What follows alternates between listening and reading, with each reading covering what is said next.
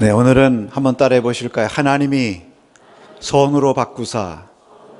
네, 제목이 좋죠? 그대로 되시기를 축복합니다. 네, 오늘 창세기의 마지막 말씀인데요. 이제 요셉이 다시 한번 형들을 용서하고 안심시키고 위로하는 그러한 말씀입니다. 아버지 야곱이 죽은 후에 형들이 다시 불안과 두려움에 사로잡혔다고 그랬어요. 요셉이 보복할까 봐 두려웠다고 그랬습니다. 그래서 사람을 보내서 형들에게 말하기를 아버지가 돌아가시면서 꼭 형들에 가서 이렇게 전해라. 내 형들이 너에게 악한 일을 했어도 저들을 다 용서하고 허물을 덮어주기를 바란다. 이렇게 유언하고 돌아가셨다고 그렇게 전하는 겁니다. 여기 보니까 당신 아버지라고 두 번씩이나 얘기해요. 아마 아버지의 이름을 봐서라도 우리 좀 용서해달라, 그런 마음으로 이런 얘기를 했겠죠. 여러분, 사실은 요셉은 이미 용서했습니까? 용서 안 했습니까? 용서 다 했어요. 우리가 45장 처음에 요셉에 관한 말씀을 1월 첫 주일에 드릴 때도 거기 요셉이 형들을 만나서 자기를 알리고, 형들에게 가까이 오라. 아무한테나 가까이 오라 그러는 거 아니잖아요. 그리고 당신들이 나를 팔았다고 근심하거나 한탄하지 말아라. 나를 이리로 보내신 분은 당신들이 아니라 누구라고요? 하나님. 하나님께서 생명을 구원하시려고 먼저 보내셨습니다 하면서 껴안고 입 맞추고 그제서야 서로 이야기했다는 것은 이제 화해가 됐다는 얘기죠. 사실 이미 다 용서했어요. 그런데 형들이 또 두려운 거예요. 이 죄책감의 문제가 아직 씻어지질 않았어요. 그리고 정말 우리가 요셉에게서 용서받은 건가? 정말 요셉이 우리 용서한 건가? 요셉에 대해서 자꾸 의심이 가는 거예요. 여러분, 이런 말씀을 오늘 쭉 보면서 참 여러분, 그래서 우리가 죄 짓고 살지 말아야 돼요. 누구한테 나쁜 짓 하지 말아야지. 우리 속담에도 맞은 사람은 다리 뻗고 자도 때린 사람은 다리 뻗고 못 잔다고.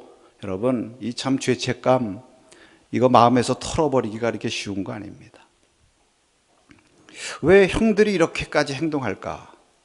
참 비굴할 정도로 사람을 보내고 또 가서 엎드려서 절하면서 우리 용서해달라고, 참 그렇게 자기를 낮추면서까지 왜 이렇게 행동을 하고 왜 이렇게 끊임없이 불안과 죄책감에 이렇게 시달리고 이렇게 살아가는가, 형들이 왜 그런 행동을 할까? 이것에 대해서 잠시 생각을 좀 해봤습니다. 이제 여기 보면 성경이 요셉의 이야기만 하는 건 아니잖아요. 그 형들에 관한 이야기도 이렇게 잘 기록하는 것은 또 하나님께서 형들의 모습을 통해서도 우리에게 주시는 말씀이기 때문에 그렇습니다. 근데 가만히 묵상을 해보니까 적어도 두 가지 이유가 있는 것 같아요. 첫째로는 요셉이 자기 일보다 힘이 세기 때문입니다. 아주 심플한 이유예요. 그렇죠? 여러분, 만약에 요셉이 자기보다 낮은 위치에 있었으면 이렇게까지 행동했을까? 불안해했을까? 또 그렇게 엎드리면서 사람을 보내가지고 그렇게 용서해달라고 그랬을까? 요셉이 힘이 있는 거예요. 마음만 먹으면 언제든지 자기들한테 보복할 수 있다고 하는 그런 생각이 드니까 그렇게 하는 거죠. 그 반대로 만약에 요셉이 자기보다 힘이 없고 자기들이 소위 말하는 갑의 편이었다, 강자의 편이었다 하면은 저렇게까지 또 낮추면서 용서를 구했을까? 아마 그렇게 생각했을지도 몰라요. 자기가 해는 끼치고 그랬지만 그거 다 지나간 일이고 다 이미 다 화해했는데 하면서 그냥 넘어갔을지도 몰라요.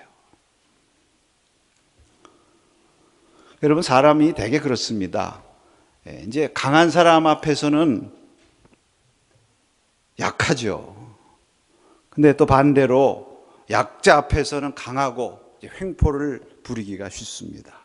오늘 우리 사회에도 이 갑질에 대한 얘기들, 이런 얘기들 많이 나오는데, 물론 사람에 따라 다 생각이 다를 수 있겠습니다만 하여튼 인간의 본성은 그런 경향이 있는 거예요. 근데 여러분, 하나님을 우리가 정말 믿는다고 하면 우리가 강한 사람 앞에서는 비굴하고 약한 사람 앞에서는 강하고 횡포 부리고 이렇게 해서는 안 되겠죠. 그 요셉의 형들의 모습을 보면서 거꾸로 우리에게 주시는 교훈이 있습니다. 오늘 이 교동문을 우리가 읽으면서 제가 오늘 교동문 이 시편 10편의 말씀인데 이 말씀이 그거구나. 거기 보면 하나님께서 감찰하신대요. 무엇을 감찰하시느냐? 강한 사람들이 약한 사람들에 대해서 억울한 일을 주지 않는가 감찰하신대. 하나님은 고아와 약한 사람을 위해서 대신 심판하신다. 여러분, 성경이 계속해서 말씀하시는 것이 무엇이냐면 고아와 과부를 신원하시는, 저들의 억울함을 대신 풀어주시는 하나님에 대해서 말씀하고 있지 않습니까? 그러니까 우리가 하나님을 믿는 사람이라고 하면 이 사실을 명심해야죠. 그래서 우리가 남한테 해를 끼치고 혹시 억울한 일을 당했을 때 내가 좀 힘 있는 위치에 있다고 그래가지고 그냥 대수롭지 않게 넘어가면요, 하나님이 대신 기억하시는 겁니다. 우리가 조심해야 됩니다. 요셉과 같은 마음을 가져야죠. 어떻게 보면 요셉이 강하고 형들이 약한데, 형들은 요셉이 강하니까 그 앞에서 쩔쩔매잖아요. 요셉은 강한 사람인데 더 너그러워요. 더 너그러워요. 그것이 믿음의 사람의 모습인 줄로 믿습니다. 또 하나 이런 생각을 해봤습니다. 아직 자신들이 저질렀던 행동에 대하여 요셉에게 고백하고 사과하며 용서를 구하는 과정이 없었어요. 아직은. 이제 45장에서 화해를 하긴 하는데 어떻게 보면 요셉이 일방적으로 용서를 선포한 거예요. 그렇죠. 가까이 오시라고. 그러니까 엉겁결에 가까이 간 거죠. 걱정하시지 말라고, 염려하시지 말라고, 다 하나님께서 하신 거고 내가 그렇게 믿으니까 내가 다 용서했습니다. 물론 용서했다는 말은 없지만 그 행동이 용서하는 행동 아니에요. 그러니까 이제 엉겁결에 형님과 요셉 사이에 화해가 이루어지고 어떻게 보면 이제 형님들이 용서를 받은 건데, 자, 문제는 이게 그렇게 용서를 받으니까 마음에서 이게 털어지지가 않는 거예요. 그렇죠. 차라리 그때 처음에 그렇게 한번 화해할 때 형들이 입으로 아우님 정말 우리가 죽을 죄 졌다고, 정말 미안하게 됐다고, 우리가 이렇게 나쁜 짓 했는데 용서해 달라고, 또 우리 하나님께서 또 이렇게 다 좋게 만들어 주셨으니 참 하나님께 감사할 뿐이라고 뭐 이렇게 좀 고백한다든지, 하다못해 그때 뭐 조그만 벌이라도, 뭐 그런 돈도 없지만 하다못해 벌금이라도 좀 물었으면 뭐 좀 털고 갔을 텐데, 그렇잖아요, 여러분. 근데 그게 안 된 거예요. 그리고 이제 여기 성경에 보면 형들이 요셉한테 비로소 우리들이 악한 짓 한 것에 대해서 용서해 달라고 고백하는 게 여기 비로소 끝 마지막에 나오는 겁니다. 그러니까 이게 안 떨어진 거죠. 여러분, 이 말씀을 보면서 우리가 서로 간에 불편한 일 생길 때요, 털어야죠. 그렇죠? 서로 고백하고 용서받는 과정이 필요한 것입니다. 그래서 여러분, 잘못한 일에 대해서 우리가 사과하고 이렇게 고백하는 거, 이렇게 뭐 용서해 주세요, 미안합니다, 이렇게 말하는 것이 그 말을 듣는 사람에게 위로가 되고 그의 마음을 넓혀서 그로 하여금 용납하게 하고, 그래 내가 잊자, 용서하자, 이렇게 부드럽게 만드는 효과도 있는 뿐만 아니라 그렇게 말하는 나에게도 치유가 되는 거죠. 나도 그 죄책이나 그런 마음의 부담감에서부터 자유로울 수 있는 그러한 기회가 되기 때문에 여러분, 이런 과정이 참 중요해요. 우리가 하나님 앞에 믿음 생활할 때도 마찬가지입니다. 왜 하나님께서 그렇게 말씀을 통해서 늘 회개하라, 너희들의 죄를 자백하라, 그러면 미쁘시고 의로우신 하나님이 다 씻어주신다. 왜 이렇게 죄의 고백과 하나님 앞에 나와서 이렇게 아뢰는 이런 용서의 과정에 대해서 말씀하실까요? 물론 우리가 그렇게 함으로 말미암아 우리의 죄를 하나님 앞에 고백하고 하나님의 용서를 구할 때 하나님께서 우리를 용납하시고 우리의 모든 죄악된 것, 우리의 허물도 다 덮으시고 깨끗하게 씻어주시는 줄로 믿습니다. 하나님의 은혜를 우리가 받을 뿐만 아니라 그렇게 함으로써 나 자신도 자유함을 얻는 거예요. 나 자신도 영혼의 카타르시스가 되는 거예요. 그래서 우리가 하나님 앞에 고백할 때 인색해서는 안 됩니다. 물론 서로서로에 대해서도 마찬가지예요. 믿습니까? 오늘 그 형들의 이 모습이 우리에게 이런 영적 진리를 가르쳐 주는 거예요, 여러분. 그러니까 요셉의 형들이 용서해달라는 말을 전해 듣고는 요셉이 울었다고 그랬어요. 참 힘 있는 사람이 또 우는 모습, 정이 많고 참 아름다운 모습입니다. 그러면서 또 그런 생각을 해봅니다. 왜 울었을까? 왜 울었을까 요셉이? 그 형들이 안타까워서 그랬겠죠. 자신은 분명히 용서를 하고 다 사실 지금까지 다 먹여 살렸잖아요. 식구들. 그것은 이미 다 품어가지고 한 가족처럼 생각하는데 요셉은 형들을 한 가족처럼 생각하는데 형들은 어떻게 생각해요? 아직도 요셉을 의심해요. 제가 우리 아우 맞지? 그런데 어느 날 또 돌변해가지고 우리한테 보복하는 거 아니야? 형들은 다 품고 화해를 했는데 요셉은 형들에 대해서. 근데 형은 아직 요셉에 대해서 온전한 신뢰가 부족해요. 그러니까 얼마나 안타깝겠습니까? 얼마나 안타깝겠습니까? 나는 다시는 그 과거에 대해서 기억도 안 하는데, 기억하지도 않겠다고 결심했는데 형들은 아직 거기에 붙들려서 하는구나. 제가 이 말씀을 드리냐면요, 우리가 하나님과 관계할 때, 여러분, 하나님과의 화목이라는 게 무엇입니까? 우리가 예수님의 십자가의 보혈로 하나님과 우리 사이에 온전한 화해와 화목이 일어난 줄로 믿습니다. 그것은요, 우리가 주님의 보혈을 믿고 주님 앞에 우리 자신을 내놓는 순간 모든 정죄함이 다 사라진 거예요. 하나님께서 다시는 내가 너의 이전 일을 기억하지 아니하리라 우리에게 온전한 화해와 화목을 선포하신 것입니다. 그래서 주님은 우리를 하나님의 당신의 사랑하는 자녀요 친구로 여기시고 언제든지 우리에게 모든 것을 열고 다 맞아주시고 주실 준비가 되어 있는데, 우리 편에서 아직 그 문제를 확신하지 못하고 내가 죄사함 받은 거 맞지? 내가 하나님의 자녀로서 하나님 앞에 나갈 수 있는 자격이 있는 거 맞지? 근데 내가 과연 그런 거야? 하나님이 과연 나 용서해 주신 거야? 주님이 나 과연 받아주신 거야? 우리 속에 의심과 불안이 있어가지고 주님과의 온전한 교제를 못할 때가 얼마나 많습니까? 여러분, 그러한 자리에서 우리가 나올 수 있기를 바랍니다. 그러니까 우리 형들의 모습도요, 또 우리 자신의 모습을 반영하는 그러한 모습이라고 볼 수 있습니다. 주님께서 여러분 깨끗하게 다 사하시고 여러분 다 용납하셨으니 우리는 담대한 마음으로 주님의 은혜의 보좌에 나아가서 주의 은혜를 구해야 될 줄로 믿습니다. 그런 자에게 하나님께서 은혜를 풍성히 주시는 거예요. 네. 따라하십시다. 그리스도 예수 안에 있는 자에게는 결코 정죄함이 없나니. 아멘. 결코 정죄함이 없어요. 우리를 모든 죄와 사망의 법에서 저주에서 다 해방하신 줄로 믿습니다. 이거 확실히 믿고 우리 편에서 의심하지 말고요, 확실히 믿고 주 안에서 참된 평화와 은혜를 누리시기를 축복합니다. 자, 그래서 이제 그런 그 형들을 보고 요셉이 말하는 장면이 19절부터 나와요. 아마 성경에 기록은 되어 있지 않지만 요셉이 형들, 엎드려 있는 형들 일어나시라고 이렇게 세우면서 말했을 거예요. 뭐라고 말합니까? 두려워하지 마소서. 내가 하나님을 대신하리이까. 하나님을 대신한다는 말이 무슨 말입니까? 내가 하나님처럼 심판할 위치에 있지 않다, 그런 얘기예요. 네. 여러분, 심판은 하나님께 속한 것이니까 나는 하나님의 자리에서 내가 심판할 자리에 있는 사람이 아닙니다. 사실 형님들, 나도 내가 하나님도 아니고 또 나도 하나님의 은혜를 받아서 하나님의 용서함을 받고 은총을 받아서 여기까지 온 사람입니다. 그러니 내가 어떻게 형님들 보복하고 안갚음하겠습니까? 다 용서합니다. 그런 얘기죠. 할렐루야. 네. 요셉이 참 이렇게 용서하고 위로하고 또 화평을 이루고 이런 그 생명 살리는, 이게 생명 살리는 현장 아니에요? 여러분, 용서와 화해와 화평, 위로가 있는 곳에 생명의 꽃이 피는 줄로 믿습니다. 다른 거 아니에요. 생명 살리는 게 무슨 뭐 해외 나가서 수십 명 영혼을 구원해야 생명 살리는 겁니까? 우리의 삶의 현장 가운데서 화평을 이루고 안심시키고 용서하고 화해하고. 할렐루야. 근데 이런 일을 어떻게 할 수 있어요? 나도 하나님의 은혜 받고 산 사람이다.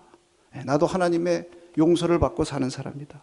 이런 믿음이 있으니까 여러분, 그 믿음을 고백하는 아주 유명한 말씀이 오늘 20절 말씀입니다. 우리 20절 말씀 같이 한번 읽어보겠습니다. 당신들은 나를 해하려 하였으나 하나님은 그것을 선으로 바꾸사 오늘과 같이 많은 백성의 생명을 구원하게 하시려 하셨나니. 여러분도 좋아하지만 제가 구약에서 가장 좋아하는 말씀이 이 말씀이에요. 신약에서 가장 좋아하는 말씀은 로마서 8장 28절. 하나님의 모든 것을 합력하여 선하게 하신다. 우리의 삶을 보면 이 말씀이 그대로예요. 제가 여기서 그것을 다 얘기할 수는 없지만 하여튼 여러분도 이런 체험이 있는 줄로 믿습니다. 그러니까 여러분, 이런 믿음이 있으니까요, 그런 용서와 화해가 되는 거예요. 형들에 대해서 그렇게 내가 하나님을 대신하리까, 이런 고백이 나오는 거예요. 오늘 저와 여러분이 우리 교회가 생명 살리는 교회가 되기를 기도하면서 오늘 요셉이 가졌던 그러한 믿음, 여러분 이 20절 말씀 속에 담겨있는 요셉의 놀라운 믿음이 있습니다. 우리가 그 믿음을 갖기를 축복합니다. 자, 여기 이 말씀의 첫 번째, 그러면 요셉은 어떤 믿음을 가지고 있었는가? 자신의 인생의 최종적인 결정권은 나를 해하는 자에게 있는 것이 아니라 하나님께 있다는 것을 믿은 줄로 믿습니다. 나의 삶의 결정권, 나를 해하는 대적들이 갖고 있는 것이 아니라 하나님이 결정하시는 것이다, 이렇게 믿은 것입니다. 오늘 저와 여러분도 이러한 믿음을 갖기를 축복합니다. 여기 요셉이 말하잖아요. 당신들은 나를 해하려 하였으나 그러나 하나님은, 따라하십시다. 그러나 하나님은. 이게 믿음이에요. 요셉의 믿음입니다. 자기 삶에 형들의 해함이 있어요. 삶이 해함받음으로 시작했어요. 처음부터 평탄하게 모든 게 다 잘 된 게 아니에요. 해함을 받음으로 시작했지만, 그러나 그들이 내 인생을 좌우하는 것이 아니라 그 위에 하나님이 하신다고 하는 믿음을 가진 것입니다. 이런 믿음이 있으니까 그 해한 형들에 대해서 원망이나 불평하지 않고, 또 자기 삶에 낙심이나 좌절하지 않고 하나님을 바라보면서 승리의 삶을 향해서, 앞을 향해서 전진한 줄로 믿습니다. 여러분, 우리의 삶 가운데도 이러한 하나님의 메시지입니다. 이것이 우리의 삶의 격려와 위로가 되는 말씀인 줄로 믿습니다. 왜? 우리 삶 가운데도 이런 해함이 있잖아요. 환경을 통한 해함도 있고, 또 인간관계에서 오는 해함도 있고, 또 여러 가지 무슨 대적들, 질병들의 해함도 있고, 그래서 우리를 힘들게 하고 우리를 고통스럽게 할 때도 많이 있지만, 그러나 그것이 다가 아니에요. 그것이 마지막 말이 아닌 것입니다. 왜? 우리 삶의 최종 결정권은 누가 갖고 계십니까? 하나님이 갖고 계신 줄로 믿습니다. 여러분, 그 믿음 가지십니까? 그러면 입술로 고백해야 돼요. 여러분, 믿음은 입술로 고백할 때 그 입술의 고백대로 될 줄로 믿습니다. 그 입술의 고백이 무엇이냐 하면, 따라하십시다. 그러나 하나님은, 이 말이 나와야 돼요. 우리 믿는 사람들한테서. 오늘 이 상황에서 요셉이 말할 수 있는 세 가지 상황이 있다고 생각합니다. 저는 묵상하니까 하나님께서 그러한 깨달음을 주세요. 세 가지로 말할 수 있어요. 우리가 요셉이라면, 당신들이 나를 해하려 하셨습니다.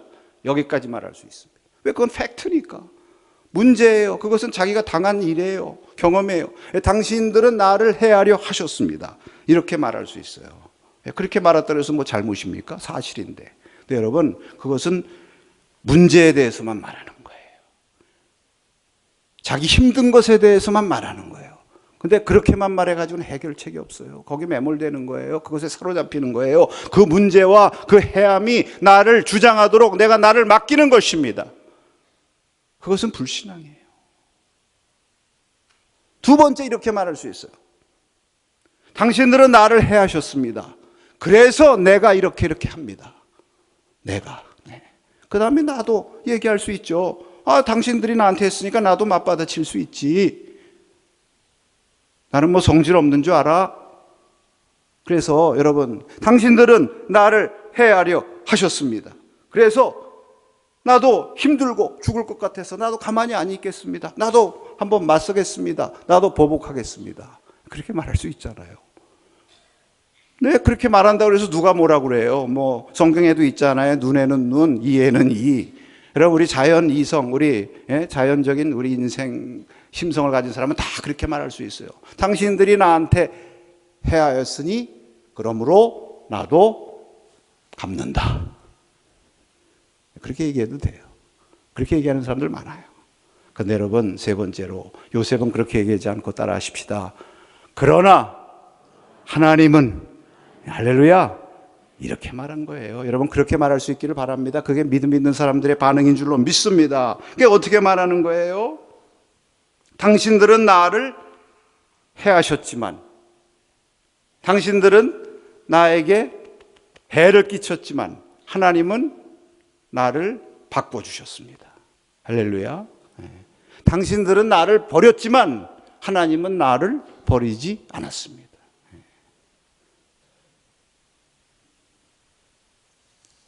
당신들은 나를 힘들게 했어. 그러나 하나님은 오히려 나를 더 위로하셨어. 그러나 하나님까지 말할 수 있어야죠. 할렐루야. 네. 이 질병이 나를 이렇게 힘들고 고통스럽게 했어. 그러나 하나님은 그 가운데 나를 더 가까이 하시고 나로 이것을 이길 수 있는 힘을 주셨습니다. 할렐루야. 여러분, 이것이 믿음의 사람의 모습이에요. 여러분, 우리의 삶 가운데, 우리의 입술 가운데 그러나 하나님은 이러한 이 믿음의 고백이 늘 흘러나올 수 있기를 축복합니다. 물론 여기 또 요셉이 이렇게 말할 수도 있었을 거예요. 당신들이 나를 해하려 하셨습니다. 그러나 우리 아버지께서 용서하라. 그렇게 말씀하셨다니까 용서하죠. 그렇게 말하는 것도 오케이. 그러나 사람이 이렇다는 것이 아니라 하나님, 할렐루야. 하나님 붙들고 승리하시기를 축복합니다. 두 번째, 이 요셉이 또 어떤 믿음인가? 해함을 선으로 바꾸시는 하나님을 굳게 믿었습니다. 여기서 또 한 단계 신앙의 업그레이드가 일어나는 거 여러분 주목해서 보시기 바랍니다. 왜냐하면 하나님은 그렇게 말하고요. 그 다음에 뭐라고 이어서 말씀합니까? 하나님은 그것을 선으로 바꾸사. 여기도 미묘한 차이가 있습니다. 어떤 차이가 있느냐면 요셉은 하나님이 내 삶을 주관하시고 최종 결정하신다고 믿었을 뿐만 아니라 그냥 결정하십니다, 주관하십니다 이렇게만 믿고 그렇게 고백한 것만이 아니라 그 결정하시고 주관하시는데 어떤 방향으로? 선한 방향으로. 이게 한 단계 더 믿음의 성숙이에요. 깨달아지십니까? 그냥 결정하는 것이 아니라 선한 쪽으로 결정하신다. 그러니까 이런 믿음이 있으니까 형들의 해함도 용서가 돼요. 왜? 하나님께서 결국 그 부분을 통해서도 역사하신 거예요. 선하게, 하나님의 선한 계획 속에 도구로 된 거예요. 그러니까 하나님께서 나에게 복을 주시는데, 여러분 우리 삶 가운데 하나님께서 복을 주시죠. 좋은 환경이나 여러 가지 좋은 친구들을 통해서, 주위에 위로하는 사람들, 좋은 사람들 통해서도 우리 복 주시지만 또 때로는 이런 어려움이나 이런 해하는 사람들을 통해서도 복을 주신다는 믿음이 있으면요, 그게 걸려넘어지지 않아요. 이런 믿음 없으면 그 사람하고 한번 맞짱 떠야 되는 거예요. 너무 세게 얘기했나? 근데 실제로 믿는 사람들 중에 그렇게 센 사람들 많아서. 우리 남산교회는 없어. 옆에 교회 가니까 있더라고. 여러분, 믿음이라는 것은 따라 하십시다. 믿음은 시각이다. 시각의 변화예요. 형들한테 팔림을 당했을 때 요셉이 그 부분만 놓고 보면요, 얼마나 괴롭습니까? 이거 내 인생 끝났구나. 이거 인생 실패다. 이거 앞으로 앞길은 없다. 이렇게 생각할 수 있지만 그 부분만 보고 보는 게 아니에요. 자기를 향한 하나님의 계획 전체 속에서 놓고 봤을 때 이 고백이 나오는 줄로 믿습니다. 당신들은 나를 해하셨지만 하나님은 그것을 선으로 바꾸셨습니다. 할렐루야. 여러분, 저와 여러분에게 이러한 믿음이 있길 바랍니다. 성경에 보면 이런 예가 얼마나 많이 나오는지 몰라요. 요즘 새벽 기도 시간에 또 사무엘상을 은혜를 나누는데, 여러분 사무엘상 시작할 때 보면 엘가나에게 두 아내가 있잖아요. 누굽니까? 한나와 브닌나예요. 둘 사이에 문제가 있어요. 여러분, 아내를 2명 두면 안 됩니다. 반드시 문제 생겨요. 한나는 자식이 없고 브닌나는 자식이 있는데 또 남편은 한나를 더 사랑해요. 그러니까 브닌나가 계속 격동시켰다 그래서 괴롭게 막 괴롭혀요. 그러니까 너무너무 한나가 괴로운 거예요. 죽을 지경이에요. 그러니까 어떻게 했습니까? 한나가 누구에게로 갔어요? 하나님께로 간 거예요. 하나님께로 가가지고 거기 보면 자기 괴로움을 하나님 앞에 쏟아놓으면서 심정을 통하면서 눈물로 통곡하면서 기도했다고 그랬어요. 하나님께서 그를 생각하셨어요. 그를 생각하셔서 사무엘을 주신 거예요. 가만히 생각해 보세요. 만약에 브닌나의 격동, 브닌나의 해하게 하는 이러한 고통이 없었다면 한나가 하나님 앞에 가서 그렇게 심정을 통하면서 부르짖었을까? 그렇게 안 했을 것 같아. 남편도 사랑하고 얼마나 사랑해요. 열아들 부럽지 않게 내가 사랑하지 않느냐. 그러니까 다 소용없는 거예요. 결국은 이 해함을 통해서 하나님께서 오히려 이 한나에게 또 사무엘을 주심으로 더 복되게 하신 줄로 믿습니다. 다윗의 가는 길에 골리앗이 나타났어요. 그래서 그 강자가 나타나가지고 망했습니까? 다윗이 세워졌어요. 사울 왕의 대적행위가 일어났어요. 그 다윗의 그 고통, 그 사울왕으로 말미암은 고통 때문에 다윗이 망했습니까? 아닙니다. 힘은 들었지만 오히려 하나님께서 그것을 통해서 다윗을 더 신앙의 위대한 강자로 만드셨어요. 사울왕의 대적이 없었으면 시편이 만들어지질 않았을 거예요. 초대교회 예루살렘 교회 박해가 일어났어요. 그래가지고 괴로워가지고 다 흩어졌습니다. 얼마나 힘든 일입니까? 고향 떠나서 살아야 되니까. 그러나 흩어지는 것을 통해서 복음이 전파되고 안디옥 교회가 세워진 줄로 믿습니다. 요한복음 15장에 보면 하나님께서요, 포도나무 지기와 같이 되셔가지고 때로는 우리로 하여금 더 열매를 많이 맺게 하시기 위해서 뭐 해요? 가지치기 합니다. 우리의 삶 가운데 가지치기 시즌이 있어요. 열매를 많이 맺게 하시기 위해서 때로는 가지치는 순간순간들이 있는데 그 순간만 놓고 보면 힘들죠. 왜 잘라버려? 가지 하나라도 아까운데. 근데 하나님의 뜻은 더 좋은 뜻이에요. 믿습니까? 더 많은 열매를 맺게 하시기 위해서. 할렐루야. 이런 은혜를 우리가 깨닫고 이 요셉과 같은 이러한 믿음이 있기를 바랍니다. 저 이란에 가면 그 이란 왕궁의 그 천장과 벽에 아주 그 유리 조각 모자이크로 된 아름다운 예술품이 있다고 그래요. 세계적인 예술품. 근데 처음에는 그 왕이 그 왕궁을 세우고 거기에 아름답게 장식하기 위해서 서양에서부터 좋은 큰 유리를 주문했다는 거 아니에요. 근데 유리를 주문했는데 와서 받아보니까 다 깨진 거예요. 운송하다 문제가 생겨가지고. 그래서 이걸 다 버릴까 하다가 한 예술가가 아닙니다. 이거 가지고도 뭔가를 할 수 있을 것 같습니다. 그래서 예술가의 손에 들어가가지고 그 깨진 유리를 가지고 조각조각 내가지고 거기다 술을 넣어가지고 그걸 만드니까 그냥 맨 유리보다 더 아름다운 세계적인 예술품이 탄생한 줄로 믿습니다. 여러분, 하나님은 예술가시잖아요. 토기장이시잖아요. 할렐루야. 우리 삶 가운데 때로는 조각조각 나는 파편이 있고 그 자체를 보면 볼품도 없고 아무 의미도 없는 것지만 그런 모든 것들을 하나님께서 바꾸셔서 손으로 바꾸셔서 아름다운 조각품을 만드시는 줄로 믿습니다. 문제는 이러한 하나님에 대한 믿음이 있는가? 요셉과 같이 손으로 바꾸시는 하나님에 대한 믿음이 있는가? 이 믿음 오늘 저와 여러분에게도 주시옵소서. 우리의 기도 제목이 될 수 있기를 축원합니다. 그래야만 용서하고 화해하고 생명 살릴 수 있는 거예요. 마지막으로 하나님이 손으로 바꾸시는 목적은 생명을 살리려 하심이라는 믿음이 있었어요. 여기서 요셉의 또 한 단계 믿음의 성숙이 이루어집니다. 이렇게까지 말씀할 수 있습니다. 당신들은 나를 해하려 하였으나 하나님은 그것을 손으로 바꿨습니다. 할렐루야. 그러나 아직 할렐루야 아니에요. 왜? 물론 그렇게 말하는 것도 좋은 믿음이죠. 그런데 그럼 무엇을 위해서 바꿔요? 이렇게 말할 수 있어요. 하나님께서 그것을 손으로 바꾸사 나를 총리가 되게 하셨습니다. 할렐루야. 아무도 할렐루야 안 하잖아요. 지금 벌써 다 알아들었잖아요. 네. 총리가 되게 하겠다고 바꿔주신 거 아니란 말입니다. 무엇을 하기 위해서? 생명 살리라고. 네. 요셉 한 사람 잘 먹고 잘 살라고. 더더구나 이건 아니죠. 하나님께서 그것을 손으로 바꾸사 나를 총리가 되게 하시고 힘을 주셔서 당신과 같은 나쁜 놈들 아주 잡아 보복하라고 준 것은 아니죠. 네. 그렇게 말하면 그건 선이 아니에요. 자기 입으로는 선이라고 고백하지만 그건 하나님이 생각하는 선이 아니에요. 요즘 성도들 가운데 그런 사람들 많이 자기식으로 선을 생각해.